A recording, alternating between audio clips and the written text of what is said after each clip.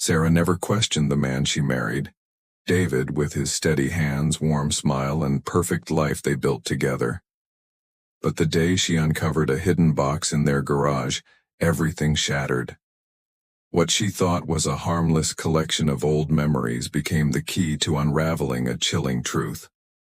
Her husband had been living a secret life tangled in betrayal, disappearances, and a criminal web darker than she could ever imagine.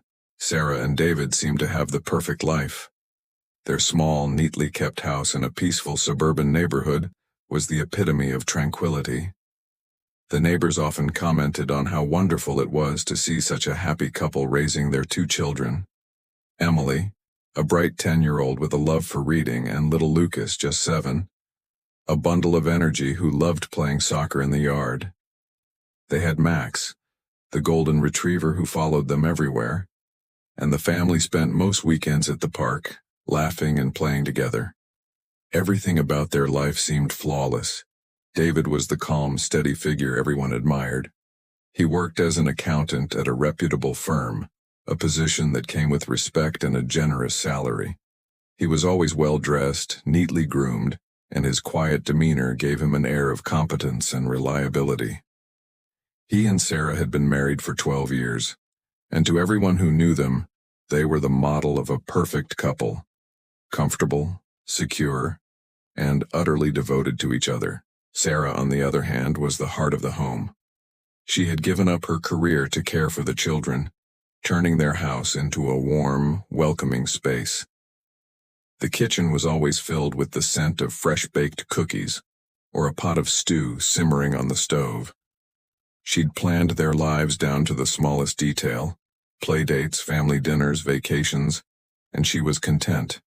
She never questioned their life because it seemed so complete. Friends often marveled at how David and Sarah worked so well together, balancing their roles effortlessly. David would come home after work, and Sarah would have dinner ready, the children seated at the table. They had a rhythm to their days, one that seemed perfectly in sync. Sarah loved hearing about David's work, but she never asked too many questions. She trusted him completely. They never fought. If anything, their relationship felt like a gentle, unwavering flow. It was hard for Sarah to pinpoint exactly when things began to feel off. It started small, almost imperceptible. An odd look David would give her when she asked about his day, the brief moments of distance during their conversations, his sudden late nights at the office that were always followed by quick excuses. At first, she brushed it off as nothing. After all, his job was demanding, and he was always so committed to providing for their family. Maybe he just needed a bit more space. Everyone did from time to time, right? But then the small signs started adding up. David's phone, once always left on the kitchen counter, was now mysteriously absent whenever he left the house. And when it was around, he seemed overly protective of it, glancing at it quickly, locking it when he went to take a shower. Sarah wasn't the type to snoop. She respected their privacy, trusted him, and believed in the integrity of their marriage. But the oddities began to nag at her mind, the thoughts creeping in when she was alone at night or driving in the car with Emily and Lucas. She had never imagined that there could be anything dark hidden beneath the surface of their perfect life. David was the man she had married. He had always been dependable, kind, and above all, loving. But as the months passed, Sarah couldn't shake the feeling that something was wrong. She could sense a subtle tension in their home, something she couldn't quite grasp. But even with all the strange moments, Sarah still trusted David. She believed in the strength of their bond, in the certainty that love and years of shared history could never be undermined. Still, the cracks in their perfect life were beginning to show, and Sarah was about to learn that the man she loved was hiding something far darker than she could have ever imagined. What she didn't know was that the perfect marriage she thought she had was about to be shattered beyond repair. It was an ordinary Thursday afternoon when Sarah stumbled upon the first clue, an incident so small and seemingly insignificant that she almost dismissed it. She had been cleaning out the garage, sorting through boxes of old toys, unused camping gear, and forgotten holiday decorations, when she noticed a dusty, weathered box tucked in the far corner behind some large storage bins. The box was old, its surface covered in cobwebs, and Sarah had passed it countless times before, thinking it was just another forgotten relic from their past. But something about it caught her attention that day. Maybe it was the way it seemed to almost beckon her, as if it was waiting to be discovered. Curiosity got the best of her and she decided to open it. The lid creaked as she lifted it, and inside she found a jumble of papers, photographs, and a few old faded letters. Most of the items looked as if they had been packed away years ago, neglected and left to gather dust. Sarah sifted through the items, unaware that this small decision would send her life into a spiral of confusion and horror. The first thing that caught her eye was a stack of photographs. Some were yellowing with age, others were more recent, and a few of them were of David. She froze. It was David, all right. But these pictures were different. In one, he was laughing in front of a car, his arm around a woman Sarah didn't recognize.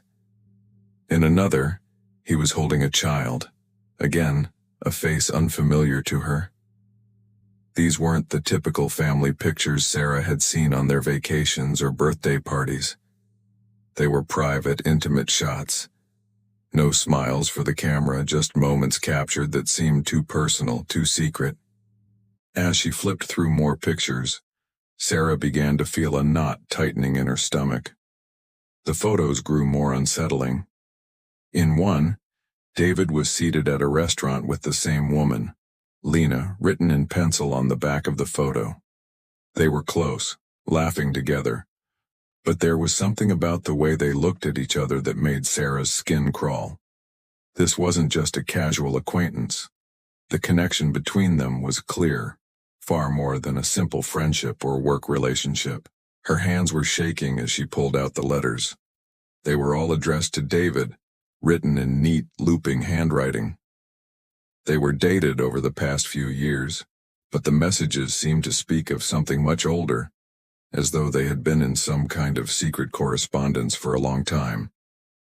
The first letter was affectionate, signed Lena, with a note about how much she missed David and how their time together always seemed to slip away too quickly.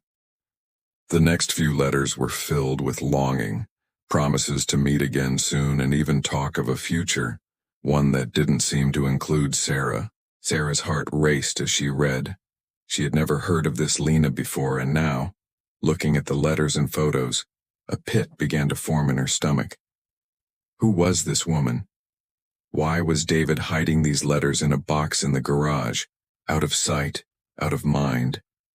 The trust that Sarah had built her life on, the foundation of her marriage, seemed to fracture with every word she read. There was no immediate anger, no explosion of fury. Instead, Sarah felt numb. She sat there in the garage, surrounded by years of old memories, staring at the photographs and letters that now felt like a foreign language. Everything about her life seemed to shift in an instant. For the next few days, Sarah tried to push the discovery out of her mind, telling herself that maybe she had misunderstood. Maybe it wasn't as bad as it seemed. But the nagging feeling wouldn't go away. She found herself thinking about the box constantly, replaying the images and letters in her mind. The questions began to pile up, each more pressing than the last. Who was Lena? Had David been hiding an affair from her all these years? And if so, what did it mean for their marriage? Sarah knew she had to confront him, but part of her was terrified of what she might learn. What if the life she had built with David wasn't real at all? What if he had been living a double life this entire time?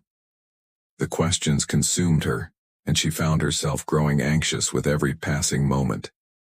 Something was terribly wrong, and Sarah had no idea just how deep the deception went. The more Sarah thought about the photographs and letters she had found, the harder it became to ignore the gnawing feeling in her gut. Every part of her wanted to believe that there was some kind of misunderstanding, that she had jumped to conclusions. After all, David had always been the picture of reliability and loyalty. He had been her rock for over a decade. But the more she replayed those images in her mind, the more she realized that she couldn't just dismiss them. Something was wrong and she had to get to the bottom of it. She started by quietly observing David more closely, trying to catch him in a slip-up, a crack in the mask he had worn so effortlessly for years. It wasn't easy. David was charming, smooth in his words and actions, always quick with a reassuring smile or excuse when she seemed to question him. But Sarah's doubts had been planted, and she could not shake the feeling that there was a darker side to her husband that had been hidden away from her. It was on a Sunday afternoon, as the family was winding down from a day at the park, that Sarah's suspicions deepened. David had left his phone on the kitchen counter while he went to take a shower. Normally, he would take it with him, never leaving it unattended for too long. But that day, he had forgotten it. Sarah didn't want to snoop. She told herself she shouldn't, but her fingers seemed to move of their own accord. She picked up the phone and stared at the lock screen. It wasn't like David to leave his phone unlocked, but somehow it was. With her heart pounding in her chest, Sarah opened the phone. She had never looked through his messages before.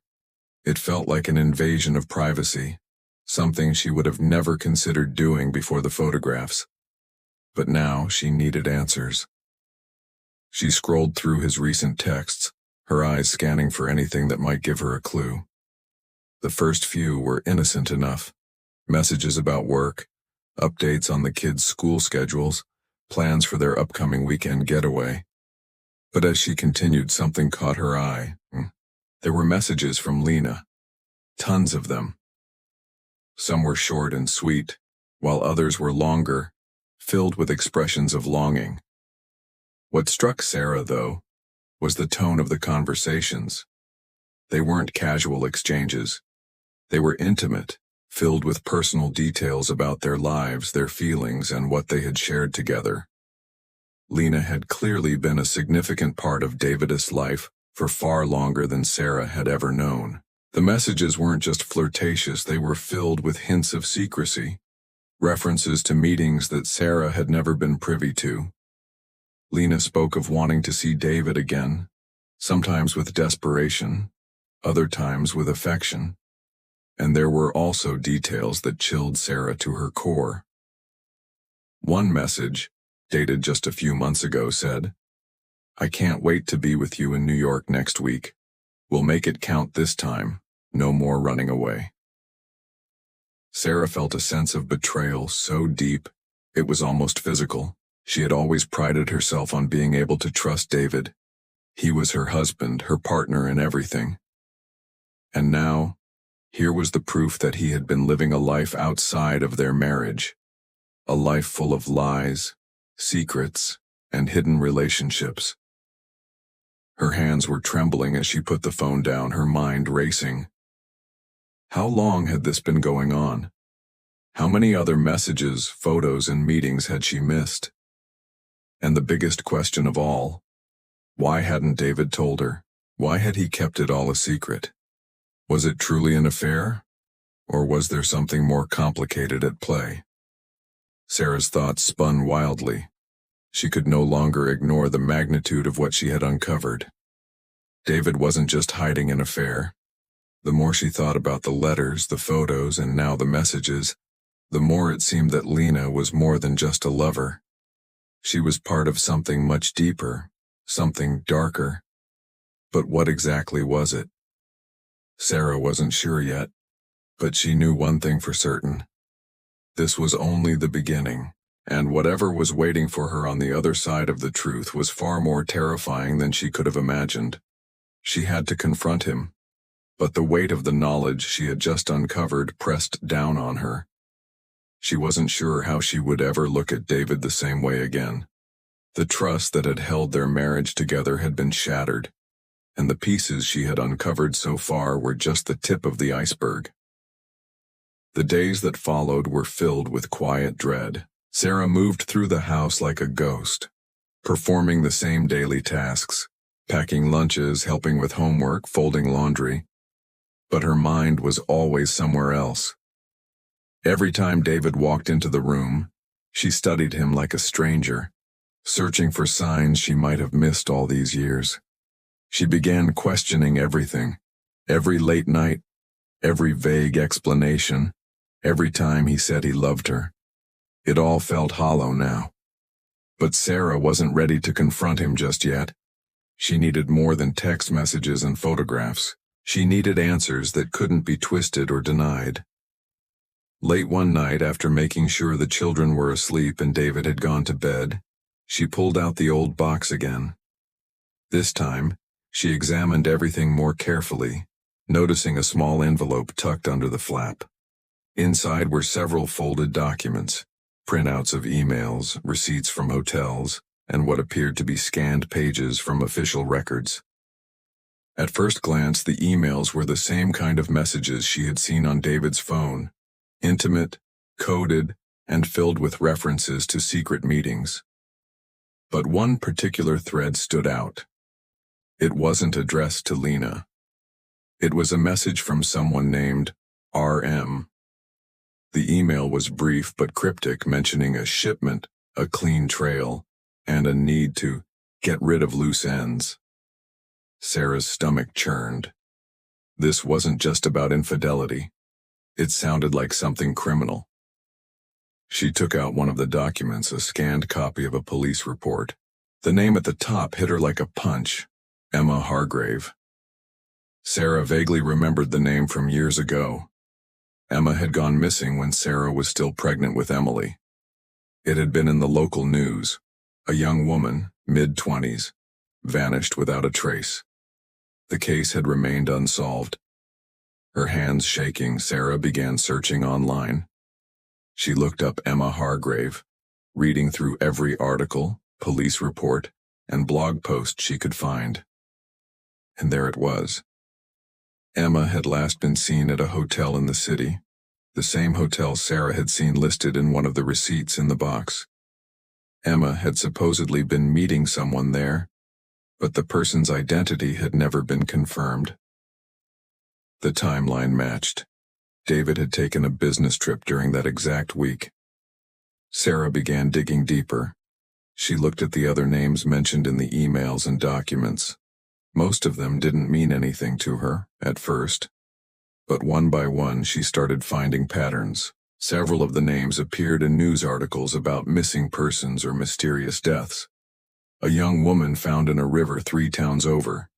A man reported missing during a supposed hiking trip. A teenage girl who vanished after a job interview. The connections were chilling, and they all pointed in one direction: David. He wasn't just hiding an affair. He had ties to multiple disappearances. The photographs, the messages, the police report, they painted a terrifying picture of a man who had led a double life, one carefully crafted and hidden behind the mask of a loving husband and father. Sarah felt as if she were watching her life unravel thread by thread. Every smile David had given her, every birthday gift, every anniversary dinner, had they all been distractions, a way to keep her from seeing the truth? She didn't want to believe it, but the evidence left little room for denial. Her husband was connected to something sinister. And whether or not he had blood on his hands, he had certainly been part of something dangerous. Now she was caught in a web she didn't know how to escape. Telling the police meant destroying her family. Staying silent meant living a lie. But one thing was certain. She could no longer pretend. The man she had loved for 12 years wasn't who he claimed to be. And if she didn't act soon, she feared she might become just another name in a long list of people who vanished without a trace. Sarah didn't sleep for 3 nights. Every time she closed her eyes, her mind raced through worst-case scenarios. Her thoughts flipped between fear, confusion, and disbelief. The man lying beside her in bed each night wasn't just hiding a secret. He was hiding an entire life. And now that she had uncovered pieces of it, she couldn't unsee what she had learned. The tension in the house was unbearable, though David didn't seem to notice. He went about his usual routine, unaware that Sarah had seen behind the mask. But Sarah could barely breathe under the weight of what she knew. Finally, unable to carry the burden alone any longer, Sarah took the documents she had found and quietly contacted a private investigator. She didn't go to the police, not yet. She wasn't ready to believe David was a murderer, even with all the circumstantial evidence. What she needed was clarity. Answers, not assumptions. She needed to know what exactly David had been involved in, and whether she or the children were in danger. The investigator moved quickly. Within a week he returned with more than Sarah expected. He had dug into David's background, his work history, and his connections. What he discovered was a tangled mess of legitimate business deals layered over suspicious partnerships. David had been working as a financial consultant for several shell companies. On paper, everything looked clean. But the companies were tied to names flagged in criminal investigations across several states: laundering money, disappearing assets, links to human trafficking rings. It was all buried in the fine print, concealed behind fake names and clever accounting. Then came the biggest twist of all. David had been working as an informant for the federal government. Years ago, David had been recruited by law enforcement to infiltrate a criminal network tied to the very companies he now worked with. He had started small, feeding investigators small bits of information while continuing to work within the system. On the surface it seemed noble, but the deeper the investigator dug, the clearer it became that David wasn't just playing both sides. He was profiting from both. He was helping to take down criminals while still quietly benefiting from the very crimes he was exposing. And the cost of that double life had been high. It explained the strange emails, the secret meetings, and the connection to missing persons. David hadn't killed anyone, but he had knowingly worked with people who did. He had passed along just enough information to stay in good standing with the authorities while keeping himself insulated from the fallout. The deaths, the disappearances, they were collateral damage. And David had let them happen. His silence, his complicity, had allowed the machine to keep turning. When Sarah finally confronted him, she didn't scream. She didn't cry. She just stood there holding the photos, the letters, and the investigator's report in her hand. David's face changed in an instant, from confusion to recognition to something that looked a lot like relief. He didn't deny it. He simply said it had all gotten too big, too fast. That he had started out trying to protect them, but somewhere along the way he lost control. Sarah packed her bags that night. She took the children and left without looking back. She never told the neighbors why. She never gave David another chance to explain. The man she thought she had loved for 12 years had become a stranger. And though she still didn't know the full extent of what he'd done, she knew enough. David was never arrested. His connections ran too deep and his deals with law enforcement protected him from prosecution. But the truth remained. He had chosen power over people, secrets over safety. And Sarah would carry the scars of that betrayal for the rest of her life. The perfect life had been a perfect lie. And in the end, the real horror wasn't the crimes David had been near. It was how easily he had hidden them behind a smile.